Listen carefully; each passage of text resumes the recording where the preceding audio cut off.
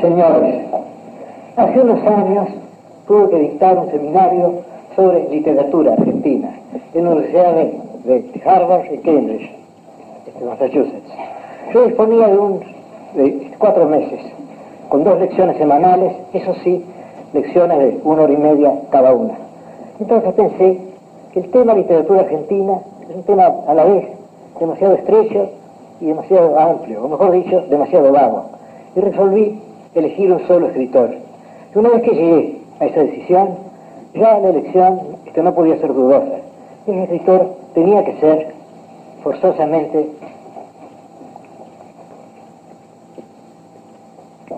Lugones, que no podía ser otro. Y ahora voy a explicar que esto no se basaba, que esa elección mía no se basó en preferencias personales, se basó en el hecho de que en Lugones está cifrada de algún modo toda la literatura argentina.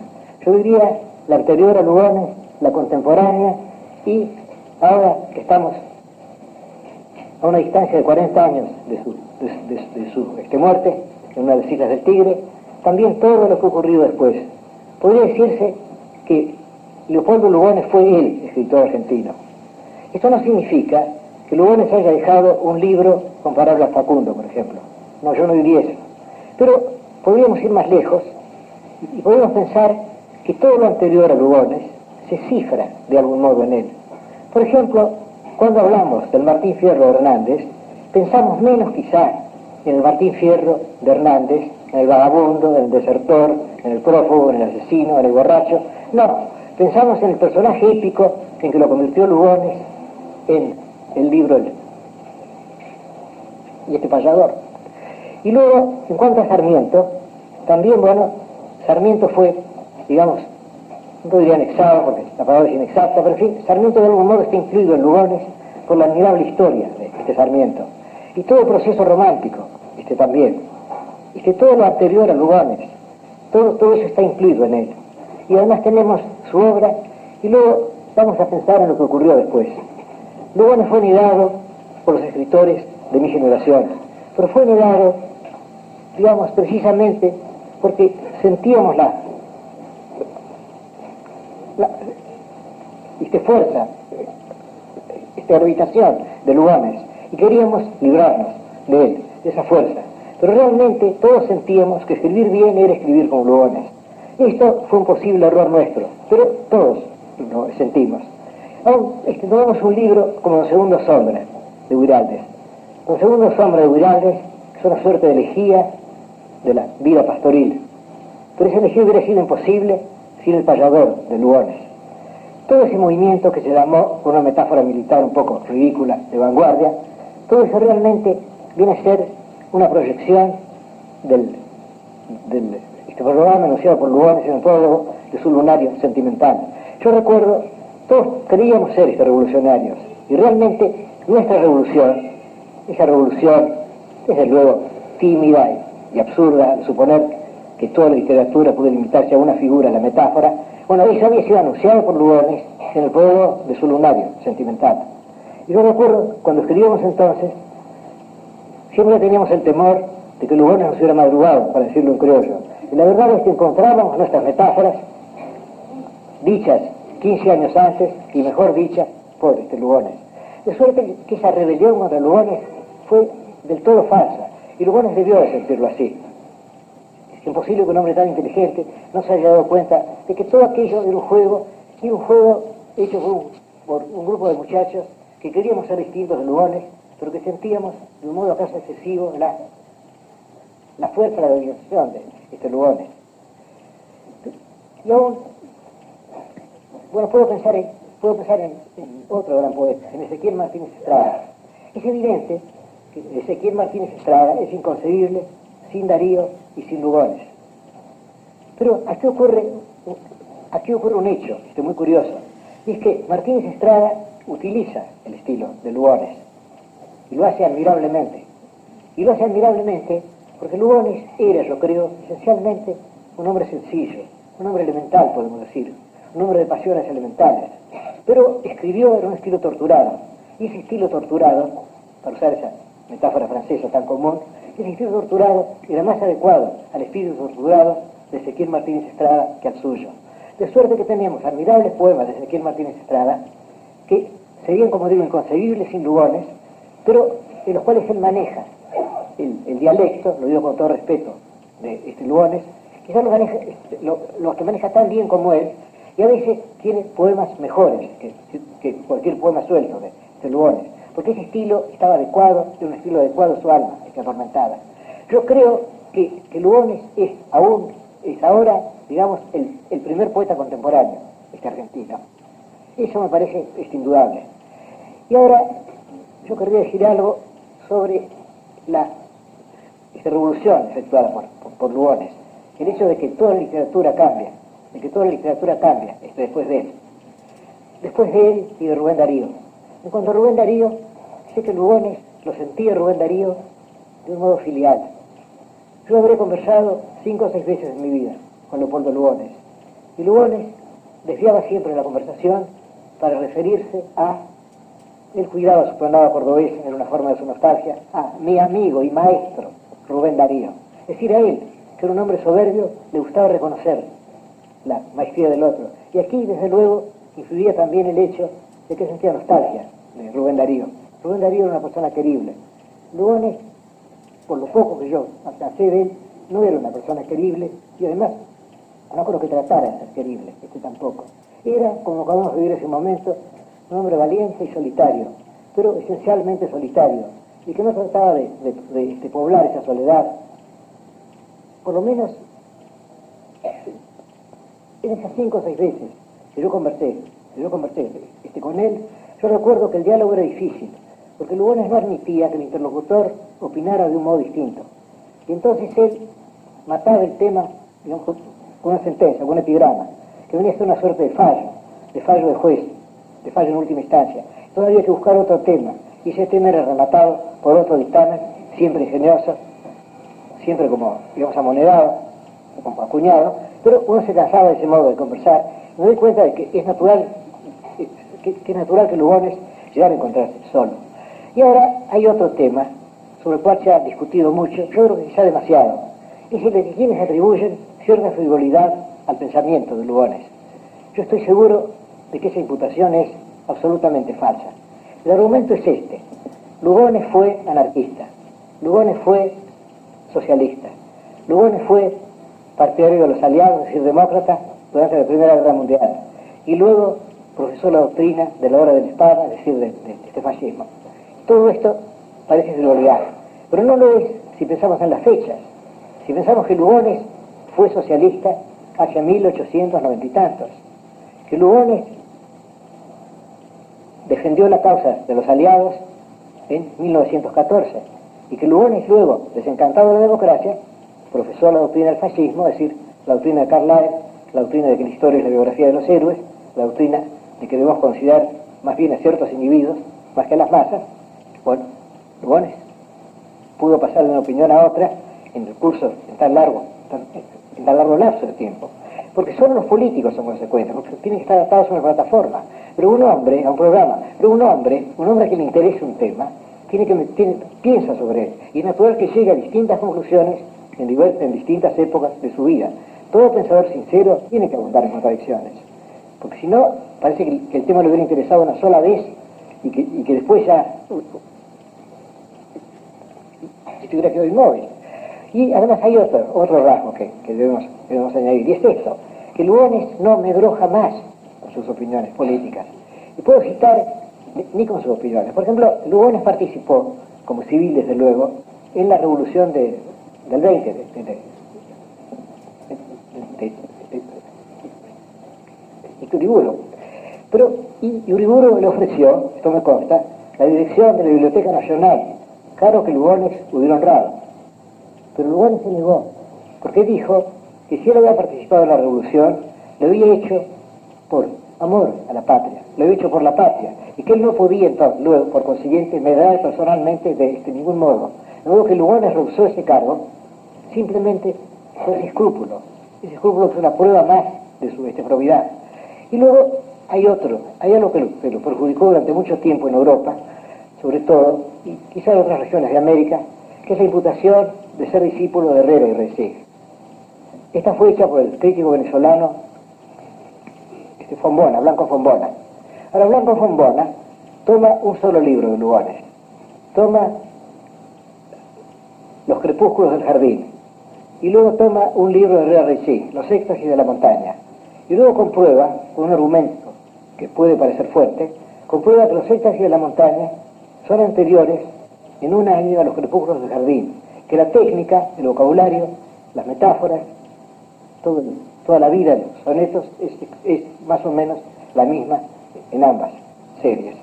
Ahora, este argumento parece irrefutable, pero no lo es, porque solo toma en cuenta la fecha de publicación de los libros, y no toma en cuenta el hecho de que Lugones había publicado esas composiciones en revistas tan poco esotéricas como Las y Caretas, por ejemplo, y que además eran conocidas por Herrera.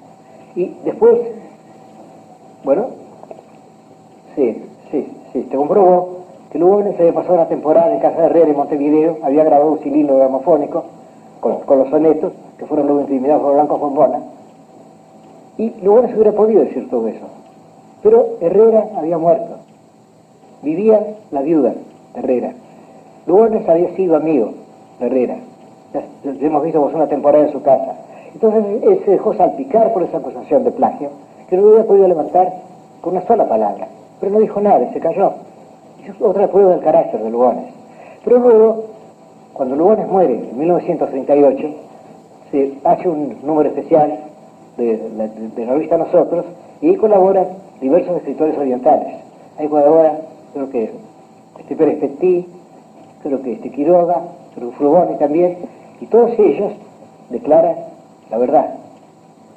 Entre ellos Pérez Petit, que estaba enemistado personalmente con Lugones, declaran que Lugones fue anterior a Herrera y refieren esa anécdota del cilindro gramofónico con los sonetos incriminados de Lugones que guardaba en su casa Herrera y que luego llegó a quedar mudo a fuerza de que él hacía oír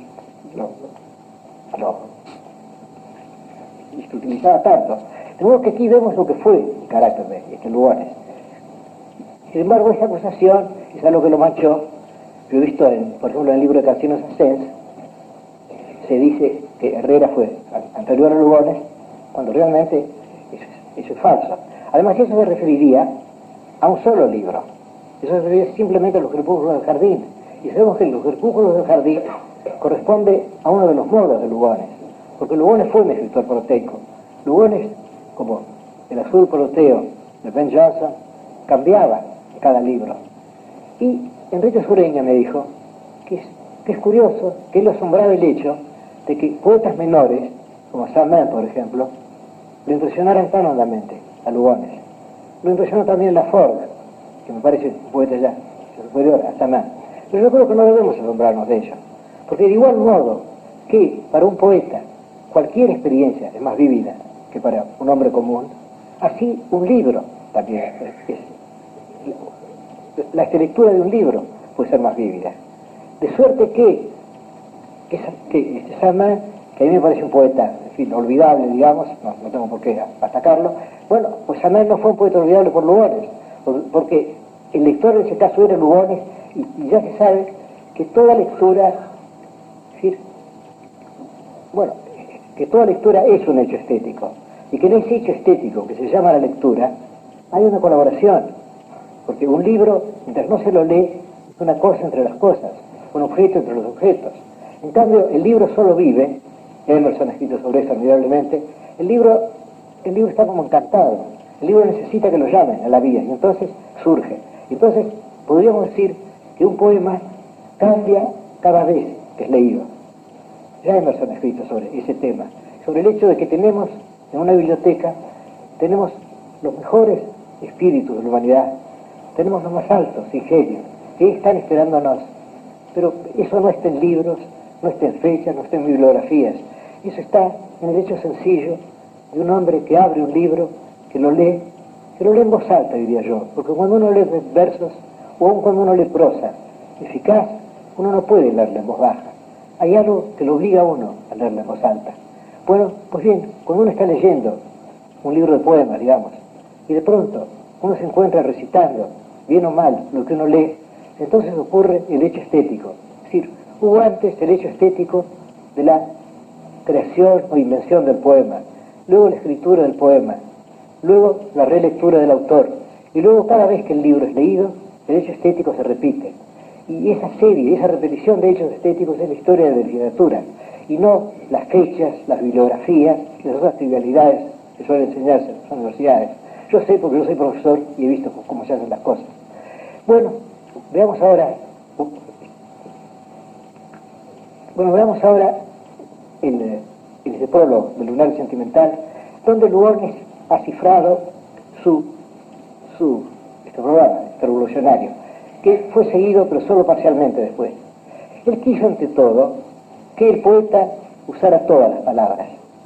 Ahora, yo personalmente descreo de esa doctrina. Creo que solo deben usarse aquellas palabras que corresponden al uso. Creo que Lugones en ese sentido creía demasiado en el diccionario. Puedo tomar un ejemplo muy sencillo, un ejemplo que siempre tomo. Vamos a suponer que alguien abre el diccionario de la Academia, uno de los diccionarios más mediocres que existen, desde luego, de la Academia Española, bueno, y busca la palabra azul. Y después de azul encuentra azulado, azulejo, azulino, y esas palabras están dadas como sinónimas. Bueno, pues bien, cualquier persona de mediana sensibilidad siente que no son sinónimas. Siente que si yo uso la palabra azulado, estoy usando una palabra común que puede ser aceptada por el lector sin estorbar la lectura. Pero si yo uso azulino, por ejemplo, o un azulejo, estoy usando una palabra que detiene la lectura. Pero Lugones creía, y es muy raro, Lugones creía en la verdad del diccionario. Como le dije a Calleguá una vez, Lugones quiso ser el poeta del diccionario. En todo caso, cuando escribió el Lunario Sentimental, y ahí en el Lunario Sentimental encontramos palabras poéticas y palabras prosaicas, y aún palabras que parecen rechazar la poesía. Todo eso está hecho voluntariamente. Es un experimento de Lugones, el usar todas las palabras. Por ejemplo, en aquel tour de force, de los fuegos artificiales, él habla, por ejemplo, en inmensas dosis de apoteosis. Bueno, dosis y apoteosis es evidentemente una broma. No sé hasta dónde puede emplearse la palabra dosis en poesía. Yo personalmente esto no lo haría. Creo que debemos solamente usar palabras que son parte de nuestra experiencia. Palabras que pueden ser compartidas por el lector. Pero que si tomamos en serio el diccionario, corremos el albur de usar palabras que están fuera del comercio oral de los hombres y aún de la memoria íntima de los hombres. Bueno, Lugones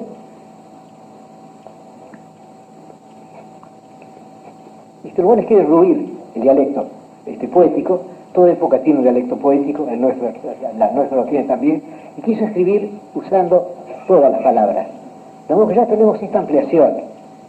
El hecho de no escribir usando palabras poéticas, porque palabras profesionalmente poéticas tampoco las hay. Bueno, y luego tenemos su teoría de la rima. Ahora Lugones, en Las Montañas del Oro, año de 1897, tiene un poema en este verso. Es Alejandrino Bestecho. Y él menciona 4 poetas, que según él son los máximos poetas. Y esos poetas son Hugo, Dante, a ver,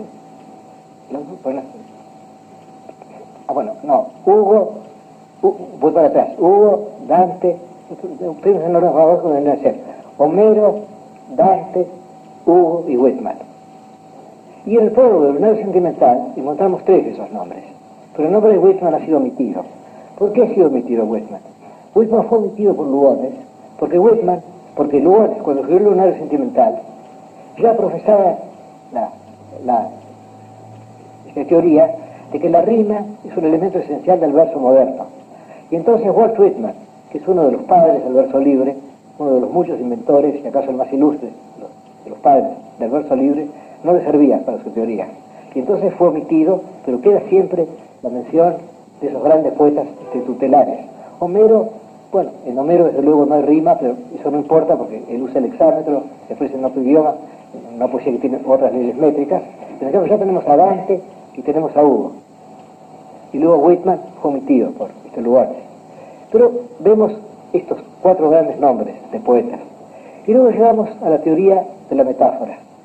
La teoría de la metáfora es lo que se llamó ultraísmo, vanguardia, aquí imitó de Lugones. Creo que es una teoría equivocada, una teoría que puede llevar a hermosas experiencias, que ciertamente llevó a Lugones a hermosas experiencias y a muchos de nosotros experiencias desdichadas también. Pero la teoría es esta. El idioma está hecho de metáforas. Eso es evidente. Si yo digo, por ejemplo, un estilo llano, la frase no parece metafórica. Sin embargo, el estilo es un punzón que los antiguos usaban para escribir. Y llano es la forma española de la palabra planus, plano. Tampoco tenemos la idea de un punzón y de una llanura.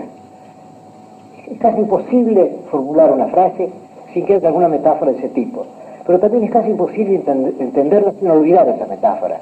Por ejemplo, si yo digo escribir en estilo llano, es indispensable para que me entiendan que la palabra estilo sea entendida como estilo y la palabra llano como llano, y no que sean entendidas como punzón y como llanura, porque si no, no podríamos entendernos. O al decir adiós, por ejemplo, yo estoy mencionando a Dios, pero eso no es necesario. Lo importante es que se entienda que estoy despidiéndome de alguien. Es decir, el idioma está hecho de metáforas, pero está hecho de metáforas que necesitan ser olvidadas para que el manejo del idioma sea posible. Por ejemplo, acabo de decir para que el manejo del idioma. Bueno, para entender lo que he dicho hay que olvidar que la palabra manejo procede de mano. Tenemos que olvidar la mano que está detrás de la palabra manejo. O al decir el manejo de la lengua, debemos olvidar la lengua física y recordar la lengua como lenguaje, como idioma. Bueno, Lugones se propuso, pues, la renovación de la metáfora. Y lo intentó tomando un tema, el tema de la luna. Y posiblemente agotó todas las metáforas posibles. Posiblemente encontró todas las metáforas para la luna. Bueno, todas no, esto es imposible. Tendría que haber agotado todas las palabras. Y hará 2 años estaba leyendo la historia de la literatura persa de Brown y encontré una frase que me impresionó mucho, que de un poeta persa, olvidado, un poeta medieval, que dice: luna, espejo del tiempo. Y en esta frase, espejo del tiempo, me parece que están dadas 2 cosas. Me parece que está dada, ante todo, tenemos la forma de la luna, redonda como un espejo, pero eso es menos importante que la aparente fragilidad de la luna, esa cosa tenue que vemos en el cielo, y luego, sin embargo, espejo del tiempo, esa cosa tenue que dura más que nosotros. Bueno, esa metáfora la encontró un poeta persa, no la encontró Lugones, se encontró centenares de otras metáforas para la luna, y que nos parecía a nosotros haberlas, tenemos la impresión de que las había agotado, que no podía decirse nada nuevo sobre la luna, aunque desde luego siempre pueden decirse cosas nuevas sobre las cosas. Bueno, Lugones multiplica la metáfora, y yo aquí opondría una teoría mía personal, que desde luego viene a ser como una discusión ahora imposible, desgraciadamente, con Lugones, y que hago con toda reverencia y con toda cortesía. Yo no creo en la pluralidad de las metáforas. Yo creo que hay algunas metáforas esenciales, y que el deber del poeta es usar esas metáforas, que no es necesario buscar metáforas nuevas. Y voy a volver a un ejemplo. Vamos a tomar el lugar común de ojos y de estrellas. Parece que es imposible encontrar una metáfora más trivial que esa. Sin embargo, veamos ahora lo que se ha hecho con esa metáfora trivial. En la antología griega hay un epigrama atribuido a Platón. Y ahí el amante habla con la amada y le dice: quisiera ser el firmamento, quisiera ser el cielo para mirarte con millares de ojos. Es decir, aquí tenemos la metáfora de las estrellas comparadas a ojos, la tenemos usada para expresar una ansiedad amorosa. Querer ver a una mujer desde miles de ángulos y estar viéndola eternamente, ser como las estrellas y estar custodiándola también. Sin embargo, detrás de eso tenemos la seca ecuación ojos y estrellas. Y luego yo recuerdo siempre aquel otro ejemplo terrible de Chesterton, el poema titulado A Second Childhood, una segunda infancia, en la cual él habla de la noche y dice: A cloud that is larger than the world, and a monster made of ice. una nube mayor que el mundo y un monstruo hecho de ojos, no lleno de ojos como las bestias del Apocalipsis, sino hecho de ojos, lo cual es más terrible. Bueno, pues aquí tenemos la misma metáfora, estrellas y ojos, lo que no está usada para la ansiedad amorosa, sino para hacer de la noche, ese hecho cotidiano, para hacer de la noche algo terrible, para ver la noche como pudo verla, por ejemplo, Adán, que no la había visto nunca, que pudo sentirla como un monstruo, y un monstruo hecho de ojos. Y luego hay una novela, no recuerdo el nombre del autor, que se titula The Stars Look Down, que podría traducirse Desde arriba nos miran las estrellas. Bueno, pues aquí tenemos otra vez las estrellas que miran, las estrellas iguales a los ojos, pero el efecto es distinto, porque aquí tenemos la idea de las generaciones humanas que pasan y de las estrellas que desde arriba las miran con una suerte de indiferencia divina. Y tenemos estas tres metáforas. Tenemos la de Platón, tenemos la de Chesterton, tenemos la de Chaucer, que no recuerdo ahora. Tres veces tenemos la misma metáfora, estrellas igual ojos. Sin embargo, el resultado es enteramente distinto. Y yo creo que hay ciertas afinidades esenciales y que debemos usarlas. Por ejemplo, la idea del tiempo y del río. Creo que es una metáfora natural. Y creo que debe ser usada por eso. Y daré dos ejemplos nomás. De esa metáfora usada y produciendo efectos completamente distintos. Tenemos, en primer término, tenemos por ejemplo, nuestras vidas son los ríos que van a dar en la mar, que es el morir.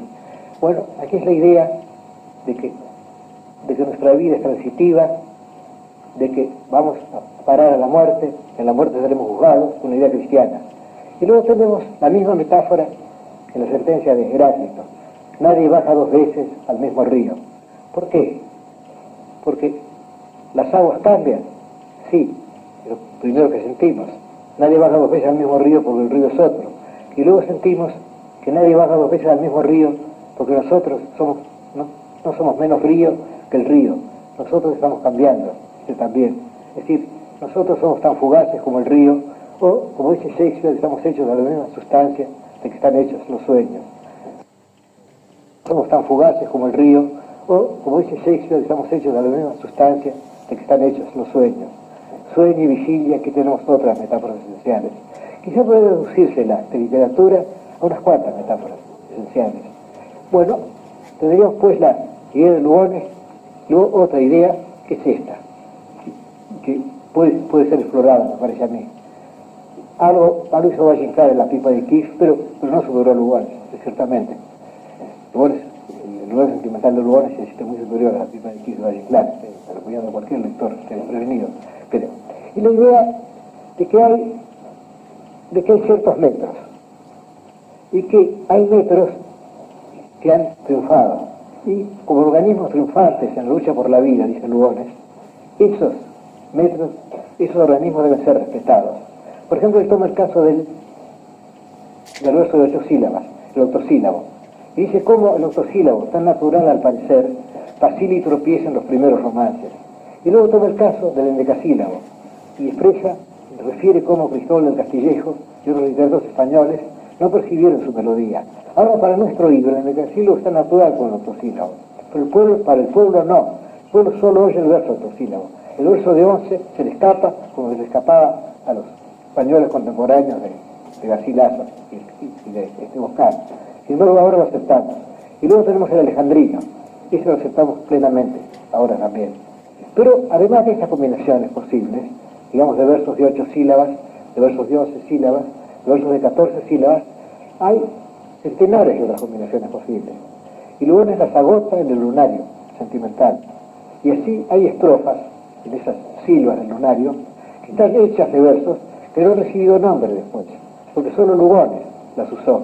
Y Lugones, pues, renueva todo el arte de la métrica, renueva toda la poesía en el lunario sentimental. Tenemos un vocabulario nuevo, metáforas nuevas, metros nuevos, y además, que es lo más importante, una sensibilidad distinta también.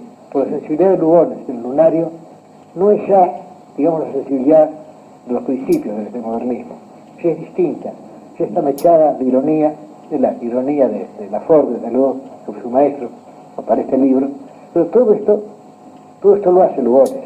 Y después, Lugones lo deja de lado, porque cada libro de Lugones es como una tentativa nueva. Podríamos pensar que fueron escritos por distintos autores.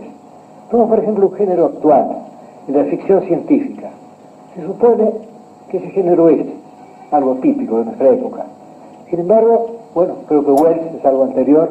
Wells escribió a fines del siglo XIX, sus mejores pesadillas, Los primeros hombres en la luna, La máquina del doctor Moreau, La máquina del tiempo, La isla del doctor Moreau, La máquina del tiempo, El hombre invisible, etc.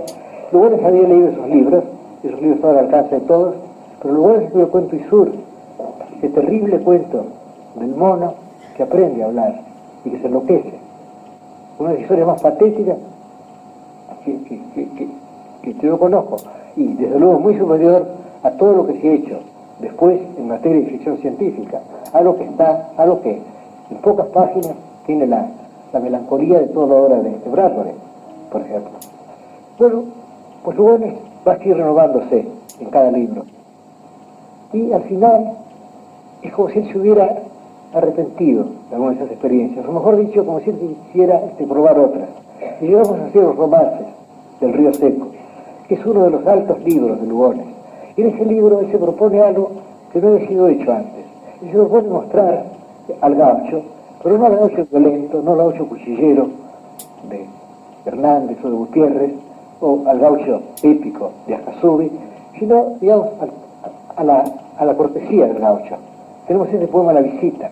Y en cada libro Lugones fue renovándose. Pero me doy cuenta de que estaba hablando de la obra de Lugones y de Lugones, y de que al hacer esto es como si yo hubiera olvidado la poesía de Lugones, que en suma es lo que importa.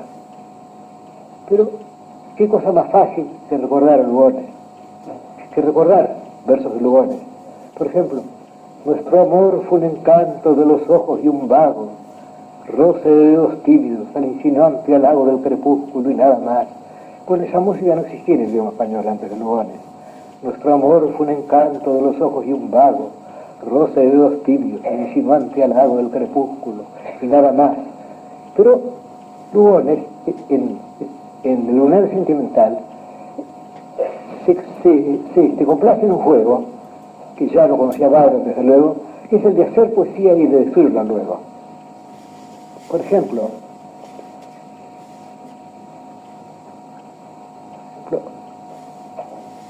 bueno, digamos, él hizo una línea de poesía, por ejemplo, o él crea la poesía y luego la destruye deliberadamente. Por ejemplo, el jardín con sus íntimos retiros, todos olvidar íntimos retiros, eso no importa, dará tu halago en sueño fácil jaula. Y aquí podría decirse que la teoría de la metáfora de Lugones está justificada, porque tenemos el sueño comparado con un pájaro cuya jaula es el jardín. Pero eso es falso. Creo que si entendemos de ese modo el verso, lo destruimos. Debemos simplemente dejarnos llevar por el halago musical. Entonces, el jardín con sus íntimos retiros dará tu halago de sueño fácil jaula. Y luego, una vez creada la poesía, Lugones deliberadamente la destruye, como burlándose de sí mismo. Dice, donde la luna te abrirá su aula y yo seré tu profesor de poesía. Un prosaísmo deliberado. Ahora, esos prosaísmos fueron usados contra Lugones cuando Lugones publicó El lunario sentimental. Yo era chico y recuerdo las discusiones en casa de quienes buscaban las líneas prosaicas en Lugones y decían, pero ¿cómo va a ser poeta una persona que en un poema dice en la cocina la criada bate un huevo? Pero eso había sido puesto como contrapeso de otras frases poéticas. De modo que separándolas se producía de un modo injusto con Lugones. O si no, versos tan admirables como estos.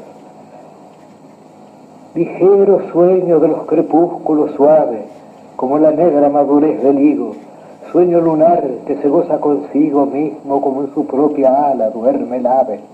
Ese verso largo, que parece demasiado largo, y que no lo es, ya que obliga la voz a una delectación morosa para recordar otras líneas de Lugones. Bueno, esa estrofa tiene también esa música que no existía en español, y que no es la música de Darío tampoco, sino una música que Lugones trajo al idioma español, y de la cual, bueno, algunos han disfrutado después, que lo han merecido, y otros no. Y ahora que he citado eso, quiero recordar aquel admirable poema, al promediar la tarde del éxtasis, sí, aquel admirable poema que empieza, soneto. Al promediar la tarde de aquel día, cuando iba mi habitual adiós a darte, fue una vaga congoja de dejarte, lo que me hizo saber que te quería. Bueno, pues un mediocre poeta hubiera dicho que al despedirse de esa mujer a quien veía todos los días, él se sintió muy triste. Pero eso es falso. Realmente el descubrimiento del amor es gradual, o puede ser gradual. Al declinar la tarde de aquel día, cuando iba a mi habitual adiós a darte, iban a verse, se veía siempre, fue una vaga congoja de dejarte. Una vaga congoja. No tiene por qué angustiarse. Y ahora al día siguiente, o la semana siguiente, es lo mismo. Lo que me hizo saber que te quería. Es decir, el tema es el descubrimiento del amor. El tema es el del final del canto quinto del infierno de Dante. Cuando Dante conversa con Francesca y quiere saber cómo comprendieron que estaban enamorados, cómo supieron que estaban enamorados, porque está enamorado antes de saberlo. Entonces él dice que estaban leyendo aquel romance de la Macière de Bretagne, que estaban leyendo aquello de los amores de Lancelote y de la reina Ginebra, y entonces en aquel momento los dos comprenden que ellos son los personajes de la fábula, que no tienen por qué interesarse en esa historia, que ellos son el caballero y la reina. Entonces, y no leímos más en aquel día. Bueno, es el mismo tema y ha sido renovado por Lugones. Ahora, yo quería decir algo más sobre Lugones. Y es que a veces Lugones escribía con este pudor. Lugones no se abandonaba al poema. Lugones veía siempre el poema como un objeto, como un artefacto, podemos decirlo. La palabra es un poco innoble, digamos, un artificio. Sí, algo creado por el poeta. Entonces eso existe ya más allá de él. Y a veces en Lugones, el poema no establece una comunicación entre Lugones y nosotros. El poema se interpone entre Lugones y nosotros. ¿Por qué? Porque el poema ya tiene su vida, su vida propia. Y eso es lo que ocurre, digamos, en el caso de muchos poetas verbales. En el caso, por ejemplo, digamos, de Swinburne, en el caso de Mallarmé, en el caso de Góngora. Ahí tenemos el verso que existe, por su cuenta. Y Lugones ha dejado así. Muchos versos existen más allá de lo que él quiso decir. Por ejemplo, hay un poema muy extraño, Pavos Reales. En ese poema, el poeta piensa en pavos reales, los describe. Y luego hay como un principio de obsesión, porque cuando Rubén Darío comparó a Lugones con Edgar Allan Poe, no estaba del todo equivocado, salvo que Lugones no quiso ser Poe. Poe se complacía en lo oscuro, en lo satánico, o en todo caso en lo angélico y lo glorificado del mundo. En cambio, Lugones no. Lugones quería escribir una poesía varonil, sana, y se apartaba de eso. Pero sin embargo vemos el elemento de obsesión en sus poesías. Aquí podemos sobre la angustia, por ejemplo. Y luego, en ese poema sobre los pavos reales, él empieza considerándolos, y luego todo se le vuelve pavo real. Ya hay la obsesión, la alucinación, y la noche parece algún profundo pavo real dormido. Y luego habla de los ponientes, y entonces dice, el poniente es un violento, el ocaso es un violento, pavo real verde delirado en oro, pavo real verde delirado en oro. Aquí un retórico señalaría un defecto, que es la cacofonía de verde y delirado, pero no es un defecto. Yo creo que al contrario, que eso le da una rigidez heráldica a este verso. Es decir, que si no el verso sería demasiado blando. Sería, por ejemplo, como aljófares blancos o blancas rosas de Góngora, que sería en el fondo blando y trivial. En cambio, un violento, no se llama violento, y luego pavo real verde delirado en oro. Y luego tenemos otros versos de Lugones, los versos los cuales el español regresa al latín. Eso parece ser el destino, uno de los destinos del español y de todos los idiomas actuales, el querer volver al latín. Y lo encontramos en los idiomas germánicos también. Por ejemplo, en el inglés de Milton, lo encontramos muchas veces. le está escribiendo en inglés, sin embargo, está escribiendo en latín. En Sansón Agonistes encontramos esto. Y Lugones también. Por ejemplo, el hombre numeroso de penas y de días. Recuerdo que Carlos Mastronarde, el gran poeta Carlos Mastronarde, solía repetir ese verso. Y el empleo feliz de la palabra numeroso. Pues bien, he recordado algunos versos sueltos de Lugones, algunas líneas, y aquellas por ejemplo, habría de recordar del Solterón. Largas brumas violetas flotan sobre el río gris, que ayer las dárselas quietas sueñan oscuras boletas con un lejano país. Hay que decir largas brumas violetas. Ahí también la voz está obligada a la lentitud.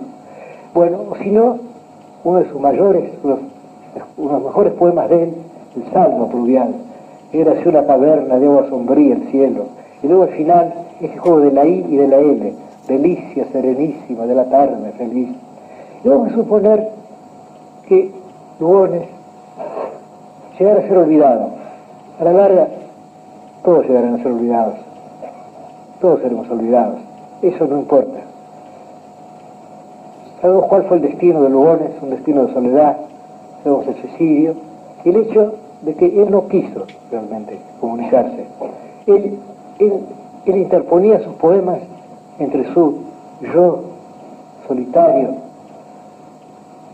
reservado, y valiente, y orgulloso, y soberbio, y este lector. Vamos a suponer que se perdiera la obra de Lugones. Todas las obras se perderán, es sabido. Pero yo creo que es imposible que los versos de Lugones que yo he citado hoy, y tantos otros que hubiera debido citar, y que recordaré el momento en que me haya levantado de aquí, no perduren y no sean parte ya de este idioma. Lugones ha dejado muchos versos memorables, versos que no son importantes porque fueron escritos en tal fecha, porque pertenecieron al modernismo, porque son posteriores al modernismo, porque se escribieron antes de 1938. Todo eso son trivialidades propias de este profesor, eso no tiene ninguna importancia.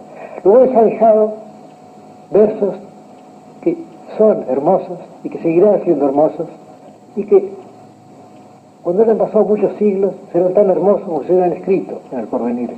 Y creo que haber hecho eso, haber dejado una música al idioma, haber dejado versos memorables al idioma, haber dejado además su fábula personal, esa fábula de un hombre solitario, de un hombre soberbio, de un hombre que al final busca la muerte, que la justificó con esta frase: dueño, díngalo, de un estoico, dueño el hombre de su vida, no es también de su muerte. Ahí está la justificación de lo que Stevenson llamaba la puerta abierta del suicidio, y la justificación de aquella frase, filósofo griego: te quejas de estar preso, la puerta está abierta. Debe ser exactamente lo mismo. Bueno, yo desde luego dije algunas de estas cosas antes de la muerte de Lugones. Y me siento satisfecho por haber procedido así. Y después siempre he prodigado la memoria de Lugones. Yo he dictado 3 cursos de literatura argentina. El primero, de gratísima memoria, en Texas, en el año 1961, cuando yo estuve en Austin con mi madre y descubrimos América por el mejor camino posible, de Texas. Y luego en 1960 y tantos, y luego en Harvard, y luego este mismo año en la Universidad del Estado de Michigan, y siempre he llevado aquellos días al estudio, pero más que al estudio, al amor de Lugones. Es decir, a buscar en Lugones no un personaje de historia de la literatura, que es una disciplina más o menos falsa, sino a buscar una forma de felicidad, o un modo de que la desdicha sea grata también, de que la desdicha sea memorable, de que la desdicha sea una música. Es decir, yo, que siendo muchacho ataqué sin ninguna convicción a Lugones, la verdad es que todos entonces vivíamos en Lugones. Yo recuerdo con González Lanuza que no podíamos ver una puesta del sol sin recordar aquellos versos de Lugones: y muera como un tigre el sol eterno. Vivíamos en Lugones. Sentíamos a veces que nuestra vida era una serie de citas de Lugones. Estábamos reviviendo momentos de Lugones. Y el único modo que teníamos para ayudarnos de él fue atacándolo en nombre de trivialidades como el ultraísmo, el vanguardismo y otras boberías, que Lugones comprendió muy bien eso. Y ahora agradezco esta ocasión que me da de pagar otro tributo a la gran memoria de aquel escritor que de algún modo es y será todos los escritores argentinos, Leopoldo Lugones.